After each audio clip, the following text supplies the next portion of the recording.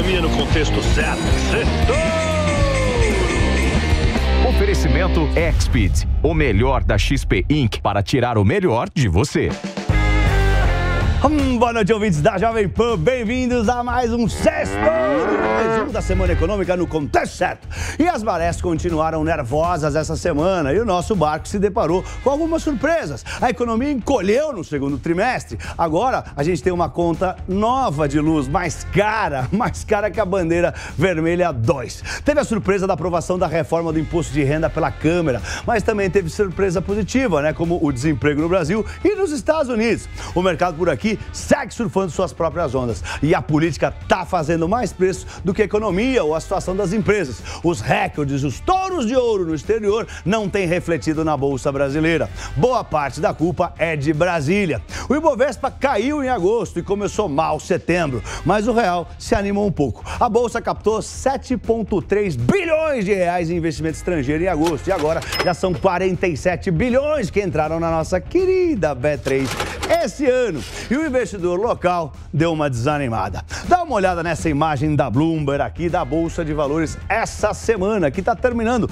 na casa de 3,5% de queda. Hoje foi um dia que caiu bem e voltou, mas ontem caiu com força, né? A Bolsa está terminando em torno dos 116.500 pontos. Já o dólar oscilou bastante essa semana, né? E está terminando praticamente no 0 a 0 aos R$ 5,19. Mas agora, vamos lá para os pontos que eu separei para esse nosso sextouro de hoje. Brasília pesou, né? As incertezas sobre as manifestações do dia 7 de setembro, o feriado, seguem incomodando. O meteoro dos precatórios, ainda sem solução, também incomoda. O orçamento de 2022 foi entregue na terça-feira, dentro do prazo, mas não foi visto como realista e aumentou os receios fiscais. Além disso, a gente teve a derrota do governo em dois grandes projetos do Senado e um deles pode inviabilizar a privatização dos Correios. A gente também teve a aprovação repentina da reforma do imposto de renda lá na Câmara. O texto original foi mudado e o mercado ficou sem saber o quanto a reforma vai pesar nas contas públicas. A própria proposta também desagradou. Ela traz a taxação de dividendos, que ficou em 15%, abaixo dos 20% iniciais. Mas pensa, a gente não pagava nada. E acabou também com juros sobre capital próprio, aquele chamado JCP. Essas mudanças pegam em cheio a remuneração dos acionistas, daqueles que têm ações. Bom, além disso, a queda do imposto sobre o lucro das empresas foi menor do que o previsto e a taxação do IR sobre as empresas foi reduzida para 18%, né, com um corte também menor do que a previsão, que era de 16,5%. Bom, a reforma vai garantir os recursos do novo Bolsa Família. Essa, pelo menos, é um ponto importante. Bom, tem muita incerteza no ar, tá, sobre o encaminhamento no Senado e sobre os resultados finais em termos fiscais, tá, gente? Segundo ponto importante que eu separei nesse sextouro, PIBinho, nosso PIB encolheu 0,1%, né? Foi uma das surpresas negativas, essa queda da economia no segundo trimestre. Depois de ter carregado o Brasil nas costas, né, durante toda a pandemia, o agronegócio foi o vilão da vez. O agronegócio encolheu 2,8%. Além do PIB, que frustrou, os dados da produção industrial também não vieram como esperado. Caiu mais do que o projetado em julho, né? 1,3%. Os problemas, chuta quais são? Falta de insumos e a variante Delta. Voltou o medo de um palavrão para o ano que vem, estagflação, quando a economia para e a inflação sobe. O Goldman Sachs reduziu as projeções do PIB para esse ano de 5,4% para 4,9%, menos do que 5% eles acham que o PIB vai crescer. A Oxford, né, Economics reduziu de 5,7% para 5%. O BNP Paribas avalia que o racionamento de água pode levar o PIB do ano que vem para perto de zero. E isso nos leva ao terceiro ponto desse sextouro, a crise hídrica e a nova taxa da luz, né? Como eu venho avisando nos Minutos Touros de Ouro toda manhã, né, o que já estava difícil piorou. Diante da falta de chuvas, o país também precisa acionar mais termoelétricas, mais térmicas, né? E o consumidor é que vai pagar a conta disso, eu e você. Foi criada uma nova taxa batizada de escassez hídrica. A taxa vai ser de R$ 14,20 a cada 100 kWh, né? 50% acima da bandeira vermelha 2, que é a bandeira atual, que é R$ 9,50 para cada 100 kWh. O mercado rapidamente começou a fazer contas e as projeções para a inflação inflação e para a Selic sofreram reajustes. O Bank of America foi um dos primeiros a revisar a previsão para a inflação esse ano, de 7 para 7,75, citando, né, os preços mais altos da energia como a principal razão.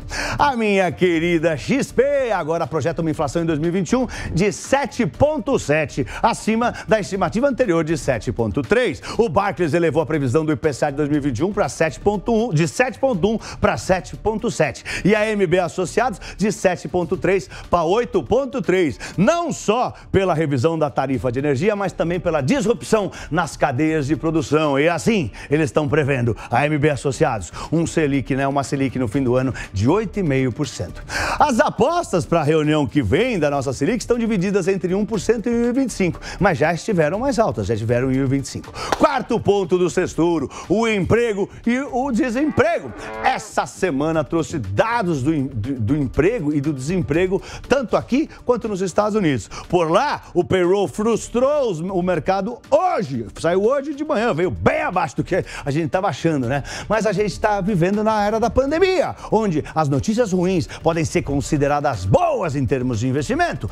O que aconteceu? Foram criadas muito menos vagas de emprego lá nos Estados Unidos. Hoje saiu, né, os dados do emprego do cidadão urbano. Por lá, foram criadas 235 mil vagas de emprego, em vez de 733 mil vagas que eram esperadas pela pesquisa da Bloomberg. Isso quer dizer que o fim dos estímulos monetários ficou mais longe, né? Eles vão continuar injetando dinheiro na economia dos Estados Unidos. Eles vão continuar injetando aqueles 120 bilhões de dólares na economia todo mês por mais tempo. Por outro lado, os pedidos de seguro-desemprego que saíram na quinta-feira animaram, né? Porque eles caíram bastante.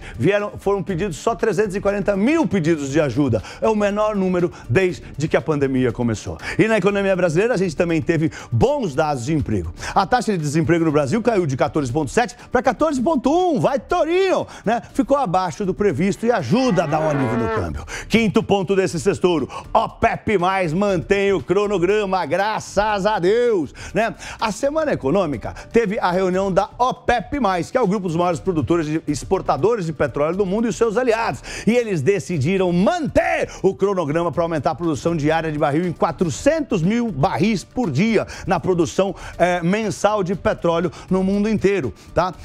Apesar das pressões da Casa Branca, né, para que aumentasse mais a produção e apesar da escalada da variante Delta do coronavírus. Uma curiosidade dessa reunião da OPEP foi a reunião mais rápida da história. Em 23 minutos eles decidiram, vamos levantar 400 mil barris de petróleo por dia e acabou. Sexto ponto do nosso sextouro de hoje. Furacão Ida deu o que falar essa semana lá nos Estados Unidos, né? Além da reunião da OPEP, né, o petróleo essa semana foi impactado pelo furacão Ida, que fez a produção no Golfo do México parar e causou uma destruição. Puxa, foi triste lá na Louisiana, né? Lá em Nova Orleans, né? Puxa vida, eu morei lá, é tão bonito. Até Nova York sofreu. O barril Brent, que é referência para Petrobras, voltou para casa dos 73 dólares e 50 centavos. Bom, sétimo ponto desse sextouro de hoje, a mão pesada da China. A China seguiu com as novas rodadas de repressão e proibiu o uso de games por mais de 3 horas. Né? Jovens não podem mais jogar mais do que 3 horas de game lá na China, tá?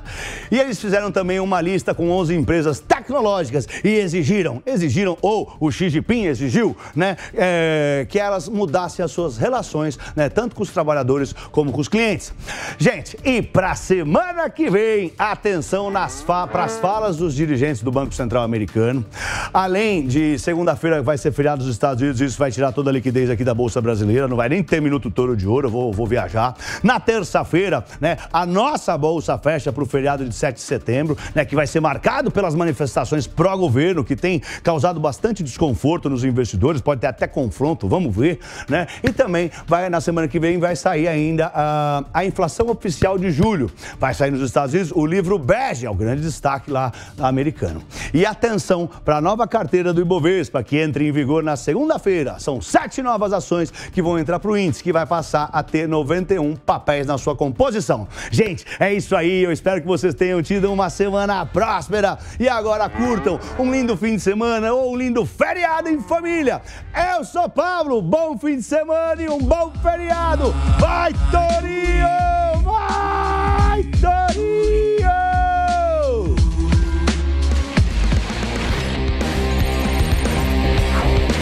Economia no contexto certo. Setor!